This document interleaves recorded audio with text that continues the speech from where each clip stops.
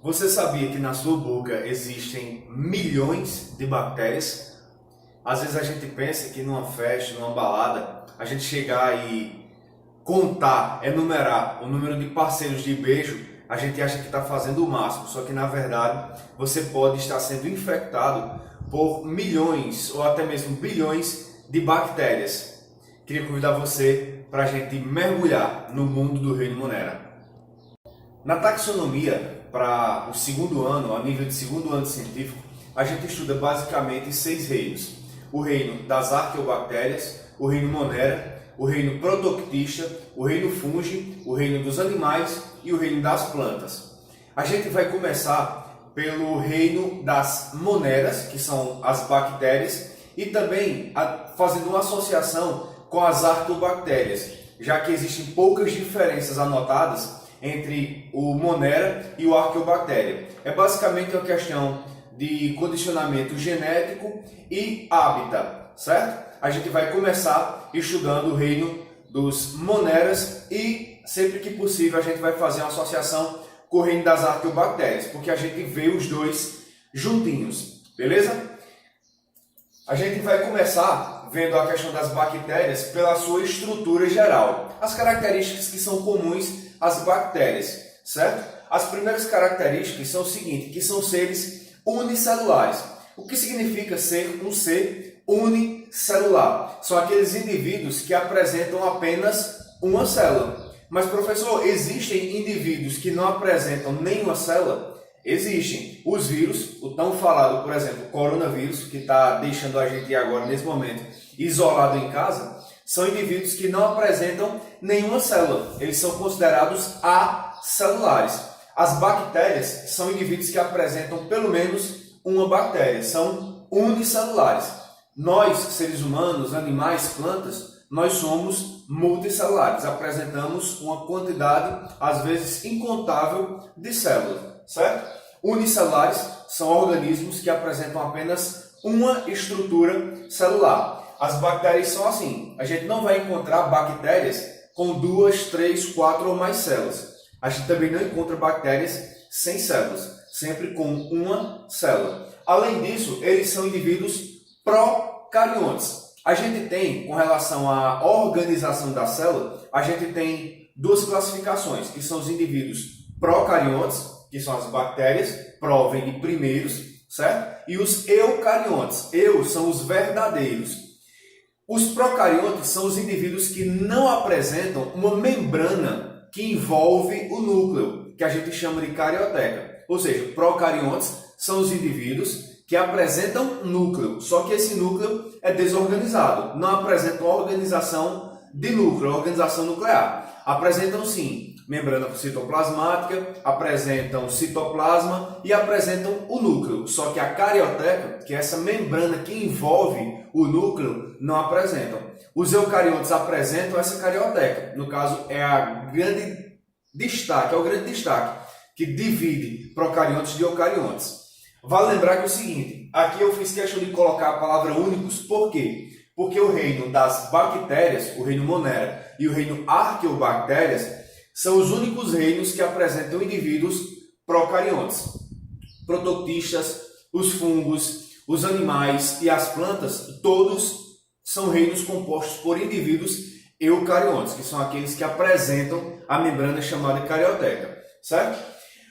Além da membrana plasmática, que eu já falei, a membrana plasmática, vale sempre lembrar, isso a gente vê lá no primeiro ano, a membrana plasmática ela tem a função de controlar o que entra e o que sai de dentro da estrutura bacteriana. Por exemplo, se vai entrar uma partícula de alimento, se vai entrar água, ou se vai sair algum excesso de água, alguma excreta, quem faz esse controle de entrada e saída é a membrana plasmática. A gente chama de permeabilidade seletiva, essa função. Belezinha?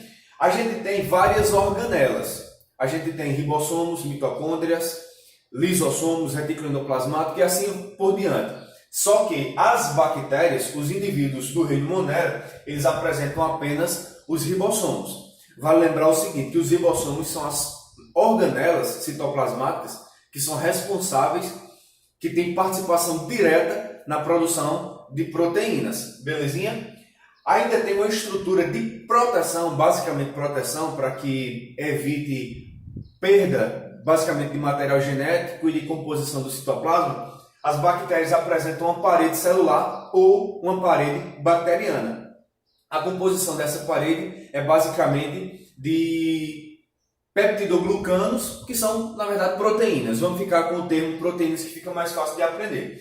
E tem uma última característica que é interessante. São capazes de se locomover. As bactérias, elas apresentam essa estrutura que parece uma cauda, que a gente chama de flagelo, certo? Serve para movimentar através de é como se fosse um movimento de serpentear, igual ao movimento da serpente normal, né? Esse movimento faz com que as bactérias possam se locomover. Além dos flagelos, elas apresentam esses prolongamentos que são originados da membrana citoplasmática, da membrana plasmática, que são os cílios. São como se fossem pequenos pelos que também auxiliam na questão da locomoção. A gente tem ainda, assim como nós, as bactérias apresentam como material genético DNA. O que é o DNA? O DNA, junto com o RNA, são ácidos nucleicos. São as estruturas responsáveis pelo transporte de todas as nossas características genéticas. Por exemplo, se uma pessoa vai ser mais alta ou mais baixa, você tem cabelo escuro, você tem cabelo claro, você tem olho escuro, claro. Se é uma pessoa que tem uma tendência ou outra com relação a características físicas, a gente tem isso daí traduzido como o nosso DNA, certo? O DNA das bactérias, eles têm uma pequena diferença com relação ao nosso. Primeiro, eles são circulares. Primeira característica interessante sobre o DNA das bactérias é que eles têm um formato circular. Talvez você não esteja lembrado, mas a nossa molécula de DNA, elas funcionam como se fossem duas cadeias que elas vão ficando na forma de espiral. Como se elas fossem se enovelar em si mesmas, no formato de espiral, certo? O da bactéria, ele é espiralizado também, só que ele é circular. As pontas 3N de 3 linhas e 5 linhas, elas se encontram, belezinha? E tem duas moléculas de DNA em cada citoplasma, em cada núcleo, perdão. Uma delas a gente chama de nucleóide. O DNA, vamos lá, vamos só recapitular. O DNA das bactérias, ele é um DNA que apresenta formato, a sua conformação espacial é circular. A primeira característica. A segunda característica é que eles apresentam duas moléculas de DNA, certo? Uma é o nucleóide e a outra são os plasmídeos. Função do nucleóide. O nucleóide vai ser a parte do DNA que vai ser aberta pelas enzimas de transcriptase para que eles possam ser lidos e haja a produção de proteínas. É através do plasmídio, que está representado aqui nessa gravura pela cor vermelha. Ela vai ser aberta pelos ribossomas, aberta pelas enzimas de produção de proteínas, vão ser lidos para que nessa leitura haja a produção de proteínas. Nucleóide, decodificação para a produção de proteínas. Belezinha? O plasmídio, há uma dúvida ainda, há uma controvérsia. Alguns materiais didáticos acreditam que o plasmídio não tem função relevante para a bactéria. Só que tem outros materiais didáticos que dizem o seguinte: o plasmídio, que está representado aqui por esses círculos na cor azul, eles vão ser importantes na variabilidade genética. Como, Milton? Quando as células vão se reproduzir, elas podem se reproduzir de duas formas: assexuada e sexuada. Na reprodução sexuada, ela vai trocar de plasmídio com outra bactéria. Elas vão se juntar, vão se conjugar. Quando elas estão conjugadas, uma bactéria A, passa seu plasmídio para a bactéria B e recebe da bactéria B um pedaço do seu plasmídio. A gente vai ver isso logo mais, quando a gente for para a parte de reprodução de bactérias, a gente explica melhor. Nós, seres humanos, assim como qualquer animal, qualquer outro animal, qualquer planta, a gente tem variações na nossa estrutura corporal. Por exemplo, eu sou mais baixo do que outros colegas, professores. Eu sou mais alto que outros colegas. Tem pessoas que são mais gordinhas, menos gordinhas.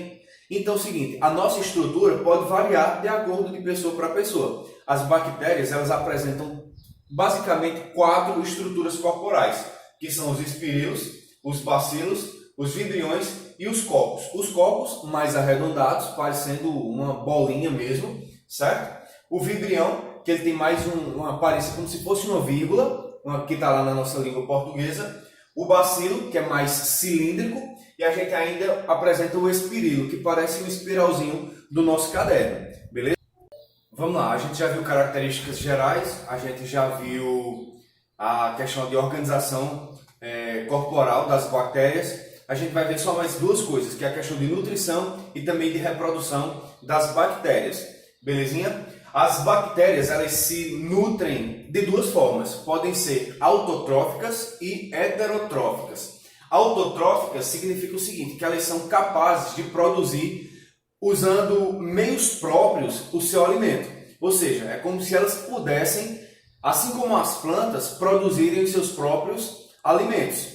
Como é que se dá isso? Através de 2 processos, que a gente conhece por fotossíntese, que é a fotossíntese bacteriana, e também de quimiossíntese. É basicamente o seguinte, gente, a gente vai ter o CO2 e vai chegar junto com alguma substância inorgânica, certo? CO2 mais alguma outra substância que seja inorgânica, vai ter acesso à energia através da luz, a energia luminosa, e através de algumas reações químicas, que a gente não vai entrar em detalhes, aí mais em questão de revisão para primeiro ano, vai ser produzido glicose e vai liberar alguma substância também inorgânica, certo? No caso, a questão de produzir glicose através de CO2, que é o gás carbônico, alguma substância inorgânica, que geralmente é absorvido do solo, né? As plantas absorvem alguma coisa do solo, então até mesmo do ar. A questão da luz, a energia luminosa, para que dê a energia necessária de ativação para que ocorra a reação química, que vai produzir a glicose. A glicose é o que vai ser usado como fonte básica de energia das plantas. E ainda tem a quimiossíntese. A quimiossíntese, eu trouxe aqui um exemplo de algumas bactérias que fazem parte do ciclo do nitrogênio, né? Aqui a gente tem a questão da chegada de amônia.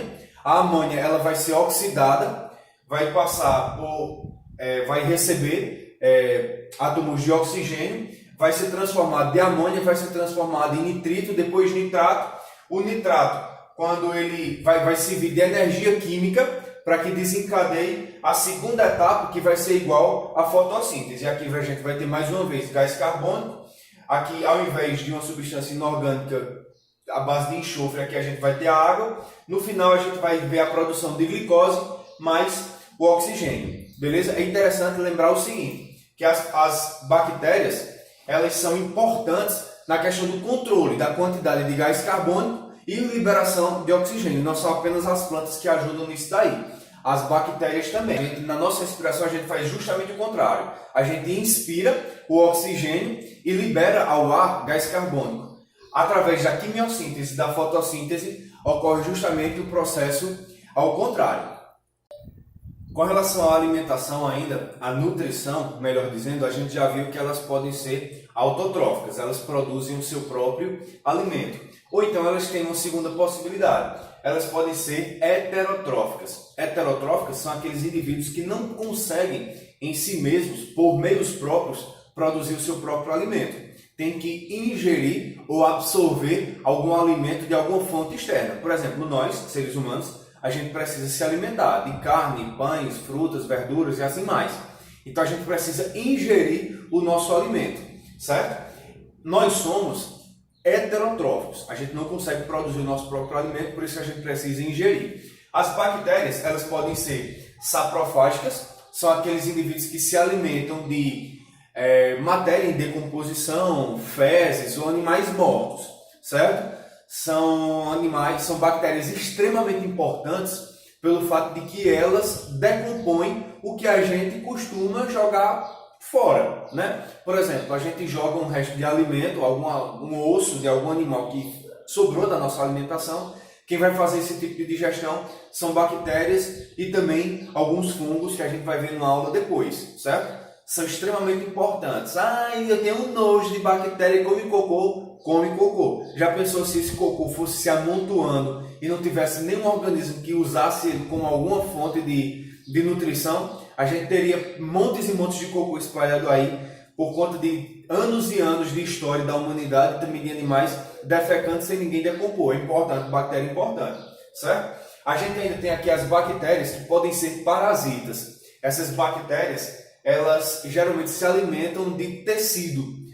Aí mora o perigo. A gente sabe que existem algumas doenças causadas por bactérias. Essas doenças causadas por bactérias, elas são causadas pelas bactérias parasitas. Elas prejudicam uma célula ou um organismo hospedeiro em troca de benefício para si mesmo. Aqui a gente vai ter as doenças causadas por bactérias, são as bactérias parasitas. E a gente ainda tem algumas bactérias que produzem energia com relação à interação com o oxigênio. A gente tem as aeróbicas, que elas usam o oxigênio nas reações químicas para produzir a sua energia. Temos as bactérias anaeróbicas facultativas, são aquelas que tanto faz elas estarem expostas a ambientes com oxigênio ou não, elas conseguem ou utilizar o oxigênio ou então utilizar uma outra fonte, uma outra matéria-prima como fonte para produzir energia, certo? E a gente ainda tem as bactérias anaeróbicas obrigatórias. Aqui é interessante o seguinte, quando você acorda todos os dias pela manhã, por mais que você escove bem os seus dentes, a sua língua, a gengiva durante a noite para poder ir dormir, a gente ainda acorda às vezes com o hálito lá meio bafo de leão, né? O que acontece? Durante o sono, a gente diminui a quantidade de saliva que as nossas glândulas salivares produzem. Durante a noite, a produção de saliva diminui. A saliva ela é riquíssima em oxigênio e na nossa boca, durante a noite, o que acontece? Saliva diminuiu, a quantidade de oxigênio também diminui. Quem aparece? As bactérias anaeróbicas obrigatórias.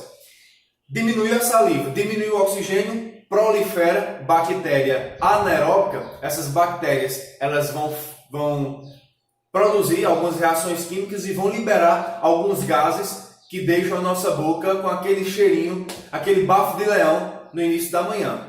Então, quando a gente passa durante o dia a salivar mais essas bactérias na presença do oxigênio, elas morrem e a gente, durante o dia, a tendência é que a gente não fique com aquele bafo. A gente sabe que tem gente que fica, mas aí são outras questões.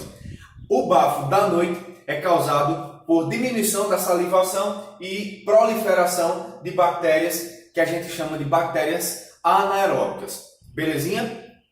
Para encerrar, eu tinha falado que só ficava faltando nutrição e reprodução. A gente matou toda a parte de nutrição, fica faltando só a questão de reprodução. Belezinha? A reprodução pode ser assexuada ou também pode ser sexuada. Lembra que mais no começo do vídeo a gente falou a respeito um pouco de reprodução sexuada por conjugação, certo? A gente vai voltar e vai tentar explicar melhor.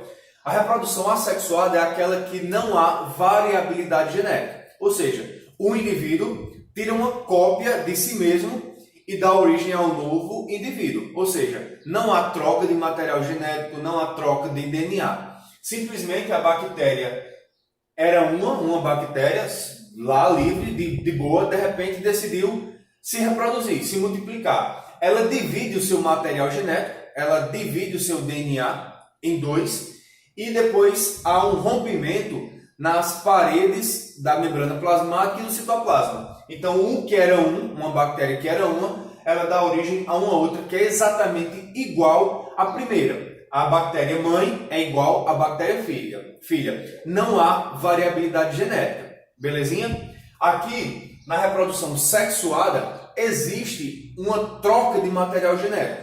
Vocês lembram que o DNA da bactéria ele é circular e ele tem duas moléculas, o nucleotídeo e o plasmídio. Na reprodução sexuada por conjugação, duas bactérias vão criar uma ponte de ligação entre si, como se fosse um canudinho, certo? Nesse canudinho, a bactéria 1, aqui representada mais para o lado de cá, mais à esquerda do vídeo, ela vai ceder um pedaço do seu plasmídio, que está aqui representado na cor vermelha, para a bactéria do lado, certo? Essa troca de plasmídio vai fazer com que haja variabilidade genética na hora de reproduzir. Assim como a bactéria que está mais aqui à direita do vídeo vai ceder um pedaço do seu plasmídio para a primeira bactéria. Essa troca de plasmídios fazem com que as bactérias filhas, depois, até mesmo pela reprodução assexuada, elas sejam as bactérias mães diferentes das bactérias filhas, dando a possibilidade, por exemplo, quando estiverem diante de muito antibiótico, o antibiótico é a droga, é o fármaco responsável por matar as bactérias parasitas que estão infectando a gente. Quando a gente toma muito antibiótico ou quando a gente toma antibiótico de forma descontrolada, por exemplo, o médico diz, vai tomar tantos ml de 8 em 8 horas. A gente pula uma tomada de remédio. A gente toma um remédio agora, vai tomar daqui e amanhã, certo? O que acontece? As bactérias elas vão tentar não morrer. A vida consiste basicamente em não morrer e se alimentar. É busca por comida e tentar reproduzir para manter a espécie. Belezinha? Então a troca de plasmídio vai fazer com que essas bactérias se tornem cada vez mais resistentes a alguns agentes externos que vão tentar matar elas. Um desses agentes externos são os antibióticos. Belezinha?